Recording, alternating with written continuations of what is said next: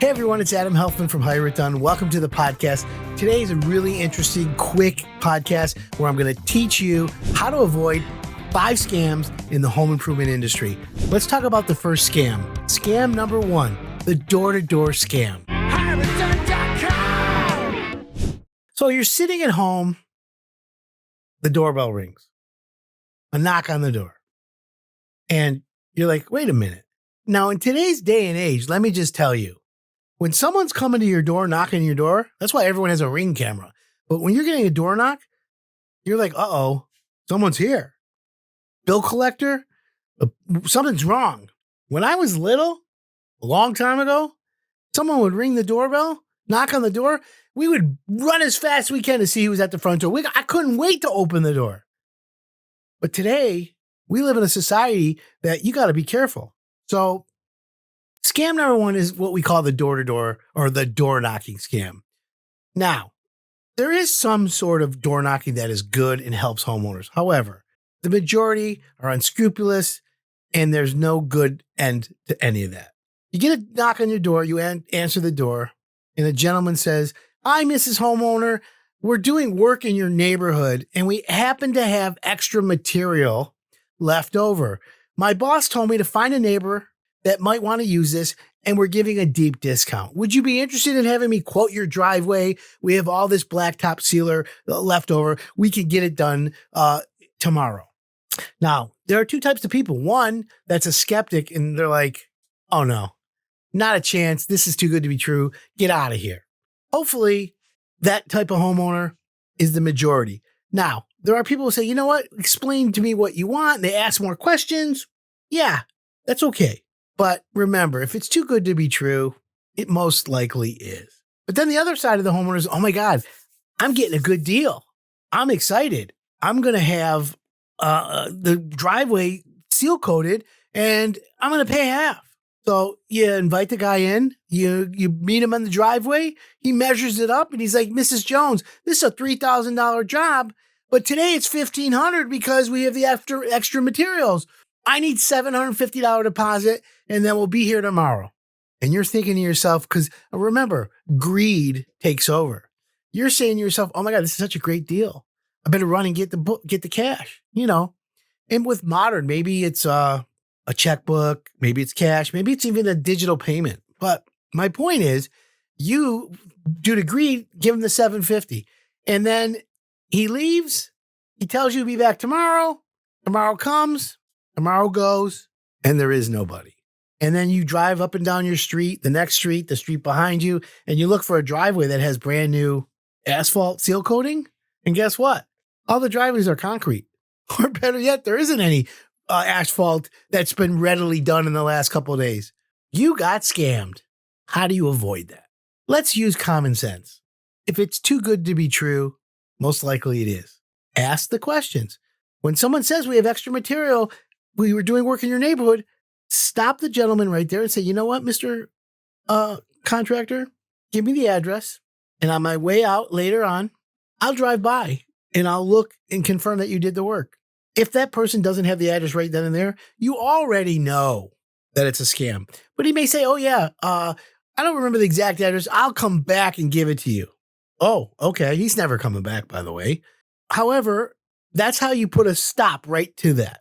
Now, if he gives you an address, you can say, thank you for the address. Give me your phone number now, and I will call you after I've verified it. He may respond by saying, no problem. Call me when you're ready. Or he may respond to, you know what, Mrs. Jones, this is a deal that is probably going to be gone by the time you go check that out. If you want to take a risk at getting your driveway done very, very inexpensively or half price or way too low, then you're going to pass. So if you tell the contractor, I'll go check it out and look at the address, and he responds by saying, if you don't answer me now, you may lose this opportunity. Then you say to him very politely, you know what? Thank you very much. If I lose the opportunity, then I lost it. Maybe I'll pay full price after that. However, I need the address and I want to verify the work. That's important. But remember, if somebody knocks on your door and says we have leftover materials, I promise you, 99 out of 100 contractors who say that are lying. It's a complete scam. Complete scam. Trust me when I tell you. Here's the second home improvement scam you got to watch out for. And we call these scammers the storm chasers. Hail comes flying through your neighborhood. High winds, severe weather, whatever it is. Climate change has affected our world, and you're going to see more and more of this.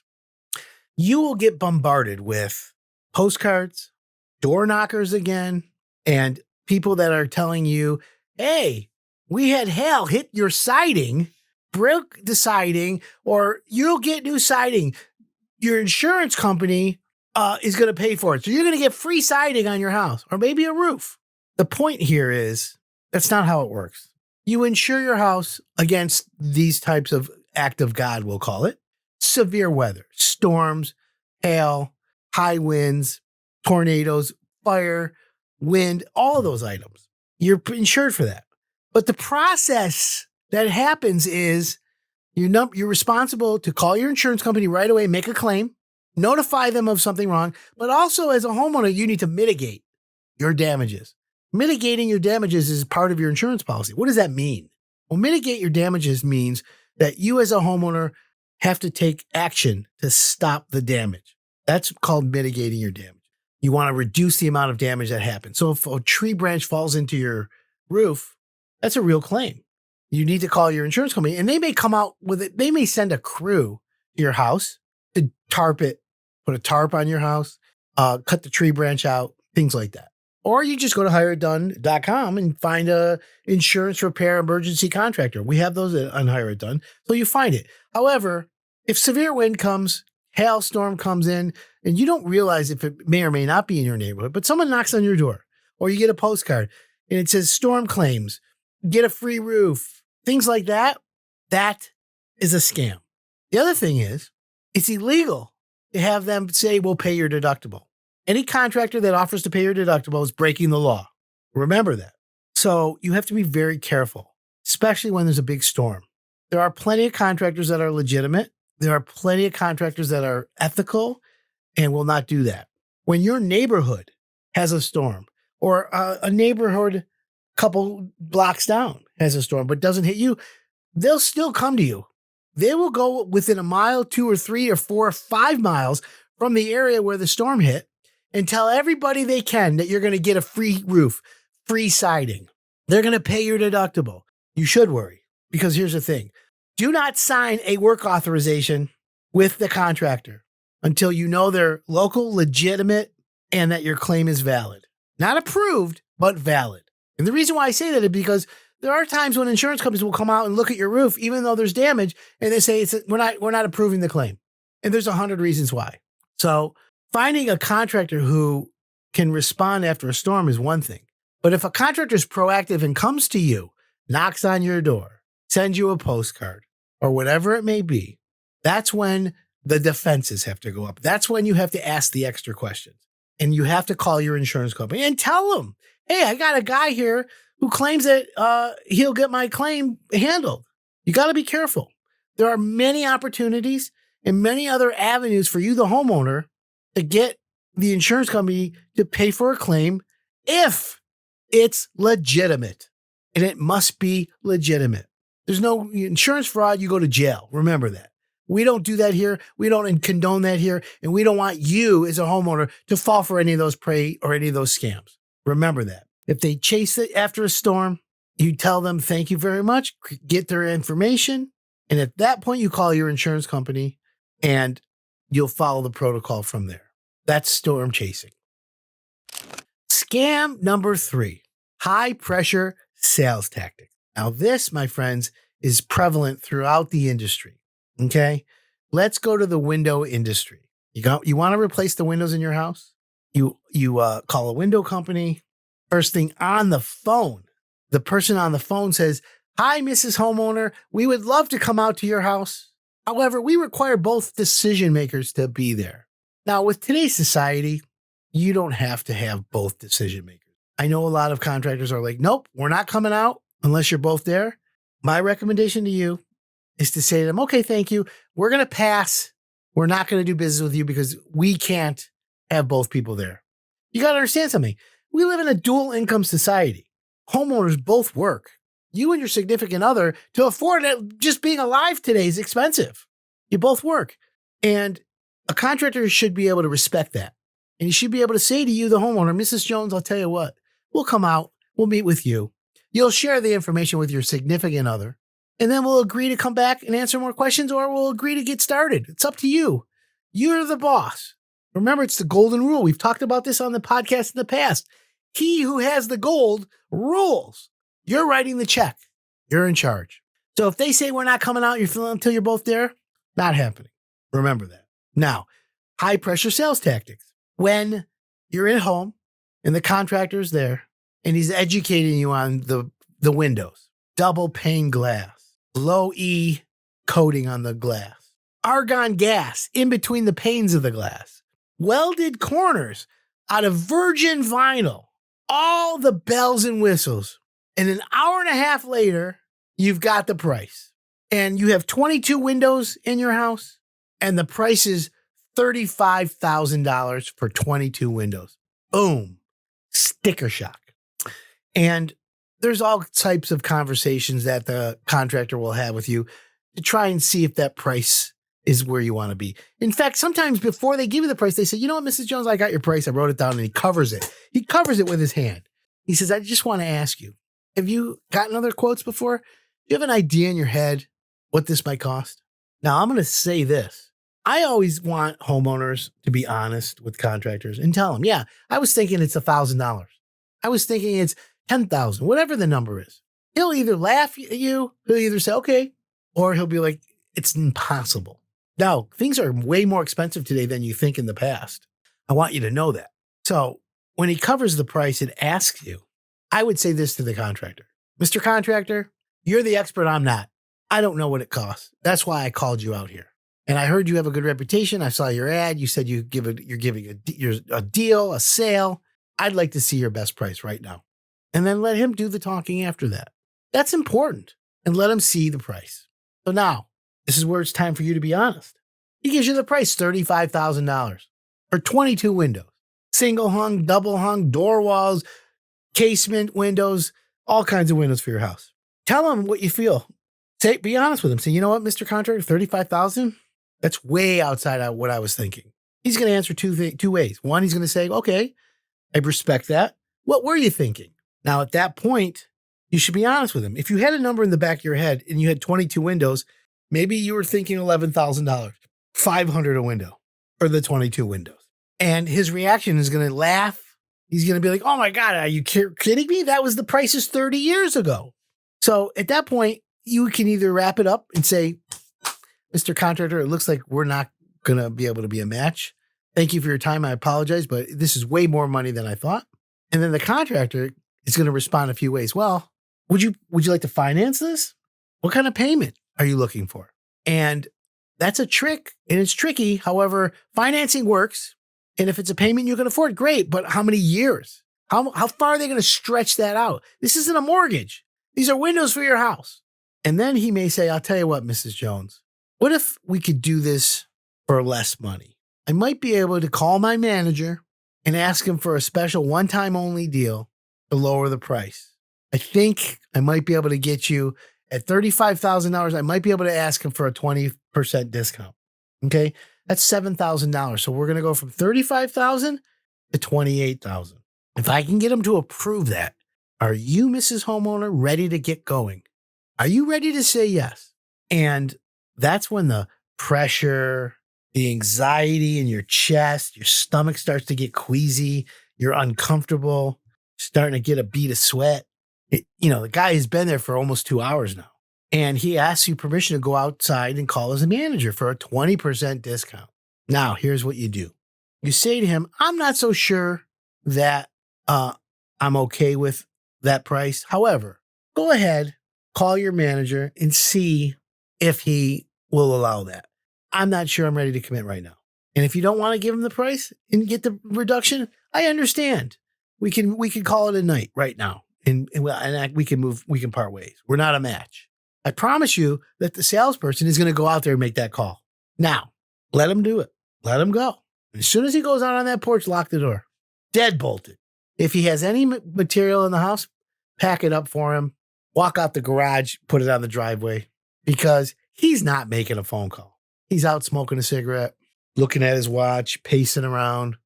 He may make the call as a just in case he gets called out ceremoniously. Hey boss, I'm here, 20%. He may even fake it and be on the phone with his boss, but they're just talking about the weather, the sports or whatever. And at that point, he'll come back and say, of course, there's that scam. If he can drop 20% only after you've asked, why would you do business with someone that's coming in way up here when they already knew they could come here? Goodbye. I don't want that. Sorry. See ya. Now, there are other things they'll do. I'll tell you what, Mrs. Jones, I can get you a deal, but can you get me 5 names? I need 5 names of your neighbors, and with your permission to call them. We need to put a yard sign tonight, and then after we leave it all the way 30 days after the installation. And then moving forward, I would hope you could commit. I can't enforce this, but if you can commit to getting me 5 customers in the next year, that would make me very, very happy. And then I can lower the price. Why do they have to do that to lower the price? Why can't you just say, give me your best price? If it matches what I'm feeling and I'm feeling good about it, we can do business. But this whole sales practice is very, very unethical, and it doesn't make you feel good. Now, there are plenty of good contractors out there who will come out and say, all right, here you go, Mrs. Jones. Here's my price. I'd love to have your business. What do you say? But I'll honor my price for a week, 30 days, and I'll call you. If you're ready to go, let's go. If not, I understand. There's that contractor. And that's the contractor I prefer to deal with. Here's my price. Let's go or no, let's not go. Games, you do this for me and I'll do this for you. Gimmicks. I don't want that. You shouldn't want that. You don't need the anxiety. So when it comes to high pressure sales tactics, it's 1950s. It's 2025, my friends. Doesn't work anymore. Just doesn't work that way. So understand that. Now let's go to the 4th scam that's out there. Bait and switch materials. I'm going to give you the Owens Corning system. I'm going to give you the Atlas system, the GAF system, and the shingles, they GAF. The underlayment, straight from China. The starter strip, whatever it is.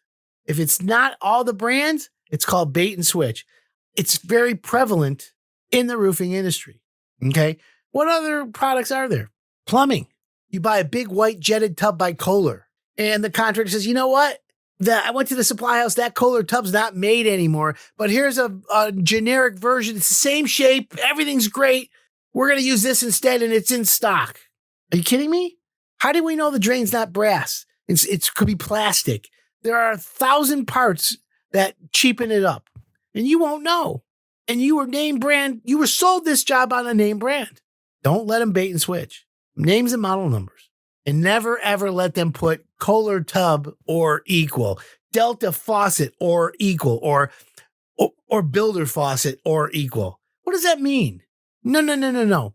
I would rather you say, we're not going to make a decision on going forward until we pick out the faucet we want with the model number and the price. If the contractor doing your master bathroom or your kitchen doesn't want to invest the time to take you shopping, maybe you should rethink using them. Now, there are ways to get the job started, carve out those items and have him take you after you've started. That's okay. But bait and switch on materials is very common, and you got to be careful. Countertops, quartz, granite, marble. You may see a quartz countertop. He may bring you a sample of a beautiful quartz countertop with beautiful white with deep blue and black veining. And then he gets some new brand that came out that's thinner, not as thick, just a little bit off, a lot cheaper, but it's a copy of what you picked from the sample. If you pick the sample, make sure you know what brand, and you make sure you know that's the same they're putting in. That happens quite a bit in the granite, marble, porcelain, quartz, countertop business. Be very careful. I'm telling you, I see it all the time. Homeowners contact me all the time. Now let's go to the last one, permits and licensing. Okay.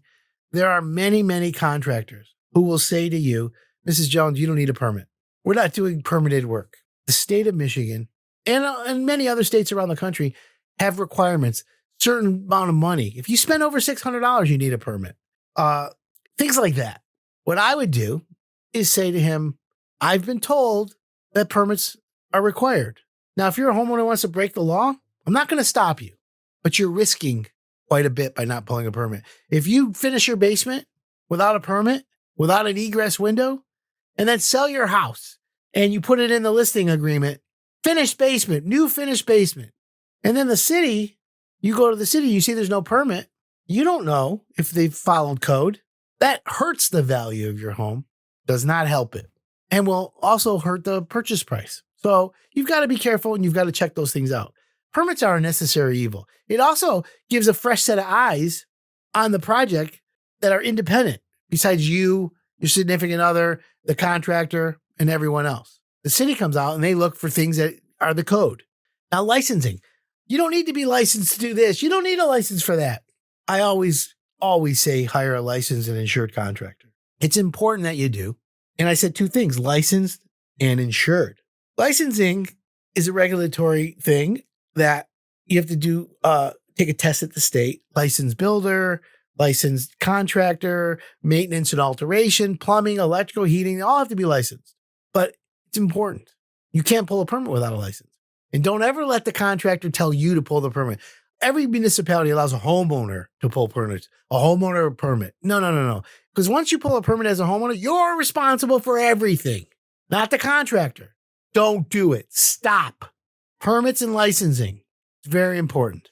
Now, if you have any horror stories, if you have any comments or anything you want to share with me, I'd love to hear about it because we're looking to share some stories with our listening audience and our viewing audience to make sure that everyone understands what to look out for and how to make sure you don't become a victim of a scam.